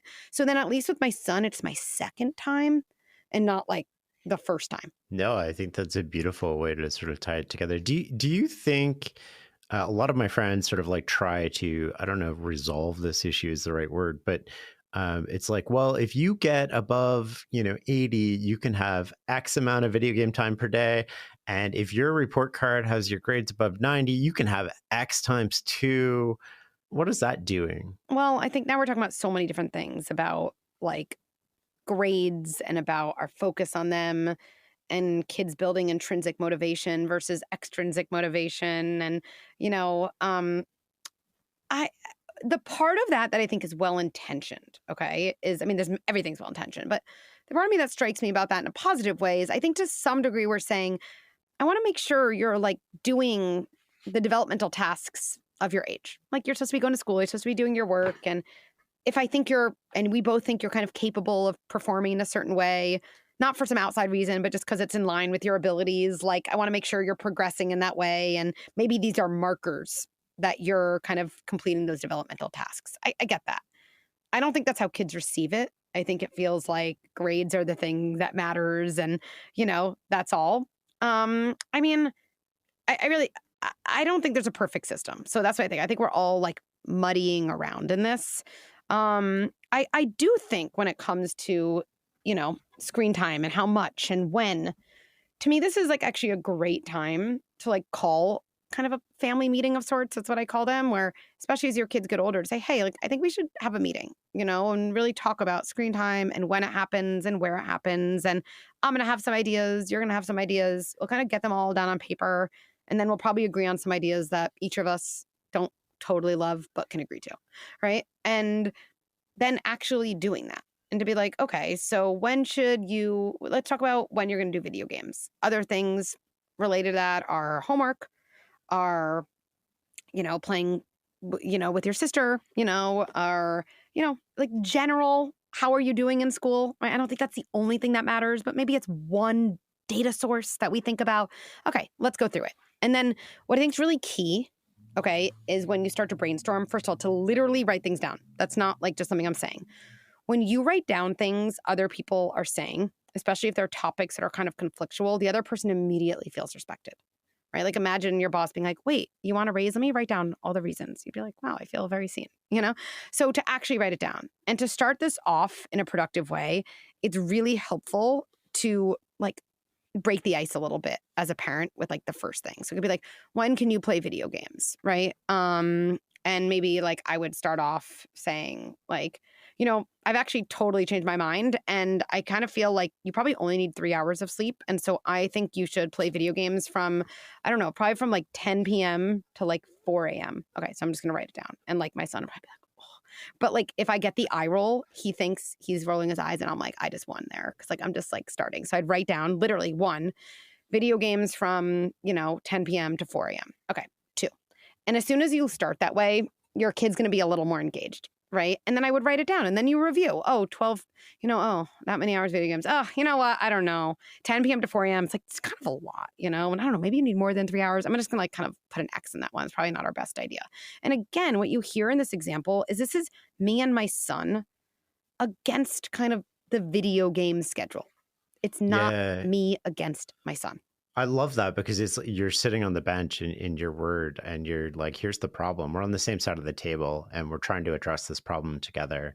I think that's a really effective way to do it. How do you think about currency? And I think that's what it is, right? People are trying to find a currency to control a behavior. Yes. And it has implications on long term, but like half the time, man, like I feel like I deserve an Olympic medal just for the kids, not dying that day and making it through the day.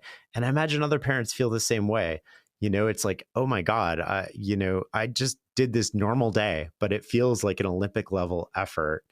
I just need to like find these little things that, there's trade-offs, right? Like I need to figure out today before I can figure out long term. How do you think about that in terms of, we want our kids to be intrinsically motivated. We can't let them regulate their own screen time.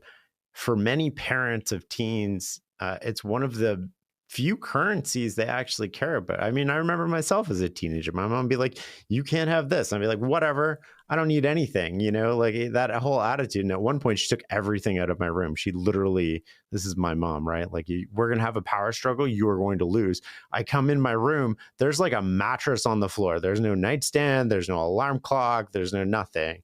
And, in that moment I was like, all right, this is probably not.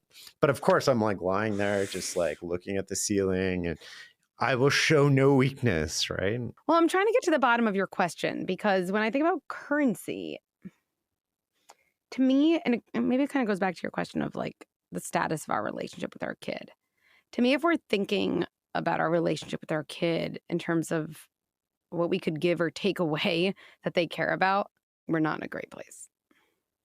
Because I think if someone heard my husband being like, what could I take away from Becky or give her if she just, did the dishwasher more? I feel like they'd be like, wow, I don't know if I can answer your question as much as I'm struck by this disturbing nature of your question. Well, so this is super interesting. So I was at the gym before this and I was actually thinking about this and I was like, I wonder if a good indicator that what I'm doing as parenting is probably not ideal if I wouldn't do it to an adult. I think that's, like, here's a great example of that. Like, I think one of the number one thing people tell me is, there's a lot of different things, but is, my kid doesn't listen. My kid doesn't listen to me. They don't listen to me, right? Like it's so common. And, I think about this, like if I was sitting on my couch and I was just like, in the 2 minutes I have before my kids go to bed and I go to bed, my 2 minutes, I'm like reading a book and my husband was also on the couch and he's like, hey, can you go to the kitchen and get me water? And I was like, I'm like reading my book. Like, sorry, like you can get water. And he was like, you have a listening problem and I'm going to take away your phone. Okay. I feel like if someone was watching, I feel like they'd be like, Becky, like, I feel like that's gaslighting at best, maybe abusive. Like, I feel like that is, if anything, like that is his problem. You just didn't get him water. Right. And we do that to our kids all the time. And if you're like me in your worst moments, you're like, turn off the TV. You're not even near them. You just like yell. It'd be like my husband in his room being like, go get me water and bring it to the bedroom. And I'm like, WTF, no. And then he punishes me. And we do that to our kids all the time. So listening, cooperation, like why would I get my husband water? Really? I'd either get him water because I was scared of him. I would.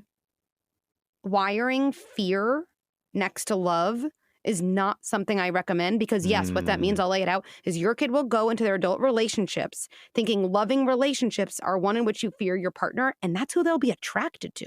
literally, that's what their attraction will be. I don't know any adult who wants that. So I do not recommend for a lot of reasons. Why else would I get my husband water? Well, first of all, I probably wouldn't if he yelled at me across. But if he was like, I know this is annoying and we're both like kind of trying to do our own thing. Is there any way you get me water? The reason I'd say yes is because I felt close to him. Maybe earlier in the day, he listened to me. Maybe he's been really supportive. And that's why, because I feel close to him. And if he said to me, if you get me water, I'm just laughing. If you get me water 10 days in a row, I'm going to give you a diamond necklace. Okay. I'd be like, okay, I probably will. But I would also feel like our relationship is probably like not in a great place. It's transactional. It's transactional. What's so tricky is teens will get to the age where like they don't have to hang out with you. And like they're too big to put in a time out. And they don't care about sticker charts and they don't care about rewards. Yep. And I think about this teen who, you know, him and his parents came to see me, you know, in my practice, and they came only because he had stopped going to school. So like it was, you know, that's pretty intense, like school refusal, right? Like then you're like, shoot, like what do I do? My 14-year-old stopping. And I got the whole history, and this was a kid, and the parents were always getting all of these recommendations. Like the kid was, quote, difficult. So they did a lot of timeouts and punishments and sticker charts and rewards and ignoring and power struggles. And they missed out on 14 years of having a relationship with him. They didn't have a relationship with him. And now he was big and old. And never too late. We did so much work. There was a lot of repair and moving forward in a very different direction. But yeah, it's like it sounds so obvious, but it's like our kids are human. Yeah. Like they're human. They're closer to adults than they are to animals that you're trying to train and shape their behavior. And yes, I think the way to think about your relationship with your kid and the place it's at is like the way we relate to each other and the way I relate to my child. Like it's not the same. But is it based on the same principles, at least, in which I would engage in my like healthiest adult relationship? No, I think that's a really good approach to it. I mean, I haven't really thought of it in that way. I mean, I sort of like at my worst, I catch myself using that as a currency. And, you know, it's a currency when I say you can't have it until you do your homework. Right. And there's a way in which I think that could be shifted. So like, let's say it's like, you can have your phone until you do homework. To me, this actually is all about that mindset. Am I looking at you on one side of the table or are we on the same side of the table? Like my son, has a phone. Okay. My oldest. And like he doesn't get between getting home and doing his homework, right? He doesn't have his phone and then he gets it after. But not because like, not because like, I'm not going to give it to you until after. It's like out of, again, like this is a problem we're both in together. Yeah. Like it's hard to have your phone and perform well. And like, I know he wants to do well inherently. I also know phones are addicting and playing a video game or looking up stats on ESPN is inherently more fun than doing hard math homework for anyone. So I'm helping him. I'm protecting him, but through this boundary. So, hey, sweetie, just a reminder, your phone goes here. It's just too hard for any of us to focus, you know, with our phone right there when we're doing hard work. And yeah, as soon as it's all done, this will come back to you. Like, and that's also the way I would want, again, like my partner or another adult to talk to me. That's a big takeaway for me from this conversation is just approaching it like you would approach an adult that you're in a long-term relationship with. You can't win the day at the expense of the decade, and you have to approach it in a way. The mindset really matters by which you approach the conversation, even if the outcome is likely to be the same. And I think that that's fascinating. I have a couple quick questions, perhaps, before we wind up here. Great. One question that one of my friends had was about when adolescence is actually over. It seems like it's become a prolonged life stage, and there's even been formal proposals now to increase the end range from 19 to 24. Do you agree with this? How should parents and society sort of like gear themselves up for this? So I don't know if that's like, it actually just makes me think like, again, if I'm sitting on the same side of the table as my kid, would I be like, hey, you're an adult now? Like, I don't know. I feel like it doesn't roll off the tongue. Right. See ya. Like, okay. But I think underlying this question is like, when does my kid become more independent? And like, when do they start to take care of themselves? Right. And I actually think this gets back to something we didn't touch on, but you mentioned earlier, which is the idea of like letting our kids struggle. Mm-hmm. Right. To me, one of the things that I think for some reason is getting increasingly hard to do in parenting is just letting your kid live the results of like their actions, you know? And to me, that's not like the word consequence, but to me, a great example, and it does relate to prolonged adolescence versus, I think when we say launching into adulthood, it's just like feeling capable and feeling more independent, is I think we have to ask ourselves, like, when my kids are young and entering adolescence for getting prolonged, am I setting them up for that? right? Am I setting them up? What is the circuit? I'm always thinking about this. What is the circuit I'm building with my kid? So, for example, my kid recently had swim in middle school. And I saw he forgot his bathing suit, right? And like I probably could have like jumped in my car or something. And I'm just like, okay, what's the circuit? And this does not have to be like all the time, but in general, it's like, okay, he forgets, and then someone remembers for him. Okay. Right. Or he forgets, he doesn't have his bathing suit. His gym teacher is like, oh, like you need to have your bathing, whatever happens. And my guess is then he'd be more likely to remember, right? As long as I'm stepping in and doing the remembering for my kid, I don't know why we think our kid is going to start doing the remembering for themselves. It actually reminds me of the towel. Maybe I'd say, seems hard to remember. How could you remember, like how, and he'd be like, oh, maybe I'll do the towel thing. I'll put it, great idea, right? So I think one of the things we have to think about if we don't want to have this like prolonged adolescence in our kid is just how am I scaffolding skills that my kid can have? How am I helping them build independence? And in what ways am I picking short-term gains but at the expense of maybe long-term skills? And we all have to give ourselves permission to do that sometimes. Sometimes you're like, I just have to make it easy. Like, don't forget your homework or something, right? But I think in general, the pattern, I think that's something we can really reflect on and then maybe shift, a little bit with our kids. What do you think about competitive sports? What do I think about competitive sports? I mean, I'm not sure exactly how to answer that, but I don't know if there's a lot of things that I start thinking about. I think about how early kids are, I think pushed into these like super intense sports where I feel like when I was growing up, kids did a lot of different things. And then I'm also thinking, I don't know if this is where you're thinking about parents' relationship with their kids' athleticism and what, goes on the sidelines and kind of, I think in a way like our unlived dreams, translated into pressure and identification with our kids, and it's almost hard to separate who's engaging in the competitive sport, like my kid or me. And so I think, I think what's important as much as possible is to try to really like center our kids in this. Like, what do they like? What are they interested in? Are they seeming to get something out of this? What's their wish? What's my wish? Is it their wish because they're interested? Are they just trying to like, they kind of notice how happy this seems to make me and they want to be like a good, daughter in my eyes? Like those questions are helpful. Two final questions before we wrap up here. Why do we as parents wrap up so much of our identity, and this goes back to a few things we've talked about earlier, in our kids? And we sort of like want to live vicariously through them in some ways, or one up other parents, or think our way is better. And it's sort of like the worst part of ourselves. And, I notice this a lot with other people, probably not myself. And I'm sure I do it sometimes, but we wrap ourselves up in our kids' successes or failures. And we think we're good parents if they're doing good, and we're bad parents if they're doing bad. And I think probably for a number of reasons. I think we're just like very unprepared psychologically for what happens when we become a parent.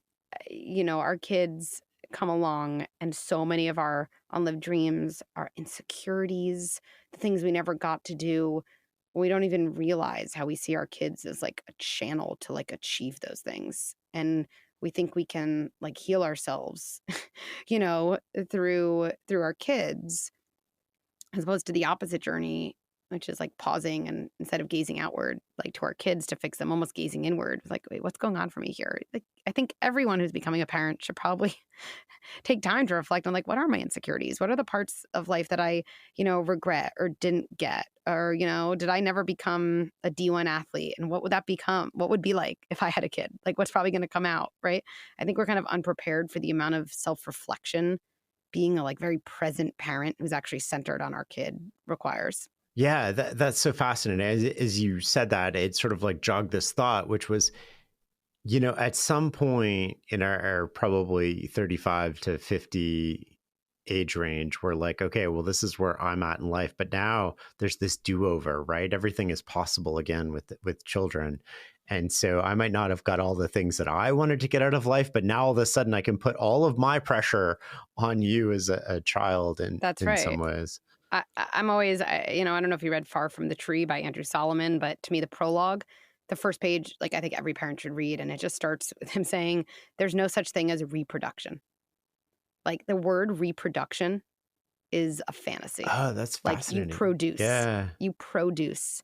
And what he says about parenting, he goes, what parenting really is being forever cast into a relationship with a stranger. And every time I just think so many of our struggles as parents come down to that. Like we don't reproduce, we produce, and this kid is a stranger, and our job is to kind of get to know them. But the word reproduction brings, like right from the start, brings up very different fantasies for us. That's beautiful. And the final question we always ask every guest is, what is success for you? I think about success as being able to like live in line with values. I think to me that's like feels good. Like when you're aware of what your values are and you're able to kind of act and behave most of the time in a way that's really in line with them. I think this really circles back to our conversation. I think our ability to do that really depends on our emotion regulation skills, on our strong relationships, about reflecting and being curious about why we do the things we do. But to me, like I feel really successful on days when I feel like, oh, and like I'm living in line with the things that I value. I'm showing up in the world in that way. It's a beautiful way to end this. Thank you so much. Thank you. What an incredible conversation with Dr. Becky. I think the two biggest things that I took away from that, the three biggest things actually, were her solution to approaching challenging conversations when somebody brings something up, which is, I'm glad you're telling me about this. I believe you, and tell me more. That 3 steps, those are amazing. AVP, it relates to AVP, which we sort of hit on the podcast, which I thought was incredible. The second one that I thought was really interesting, the second point, the big point that I took away from this was, it's me and you, and me and my kids, me and your partner, whoever you're with, against the problem. And that mindset shift is huge, which is, you're not the problem. We have a problem and we're trying to solve this problem together. That mindset shift is incredibly powerful. And the third thing I really took away from this was just how much we're putting on our teens when it comes to self-regulating around video games, which is something she mentioned it casually, and I had never really thought about it in this way, which is silly because when I go to work, I usually leave my phone in a different room if I need to concentrate. And I do that because I've developed this physical solution, an environmental solution to this problem. I don't want to focus on my phone. I want to focus on work. So I'm not going to have my phone with me. I can't even control my impulses around my phone, which is exactly why I'm doing that. Yet we expect our kids to be able to do that. And I thought a little bit about the currency thing. I'm going to have to chew on this a little bit. I do that sort of in my worst moments, I guess, where I'm like, you can have this if you do this. And I don't think that's I want to get away from that as a parent. So I hope you took away something super valuable from this conversation. If you're watching this on YouTube, leave a note below. Let me know what the most valuable part was for you. If you're listening to it, send me an email, shane@farnhamstreetblog.com, and just let me know what you thought was the most useful part of this conversation. It's something I want to explore more. So if you have questions, let me know. Hopefully I'll talk to more people about this stuff. And I really appreciate you listening. And as you can tell, when I say let's listen and learn, it's time to listen and learn. You're learning with me on this journey, and I appreciate you.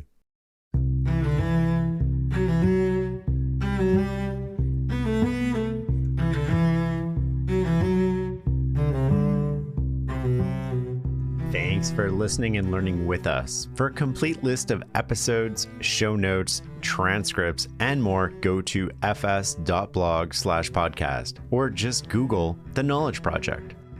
The Farnham Street blog is also where you can learn more about my new book, Clear Thinking, Turning Ordinary Moments into Extraordinary Results.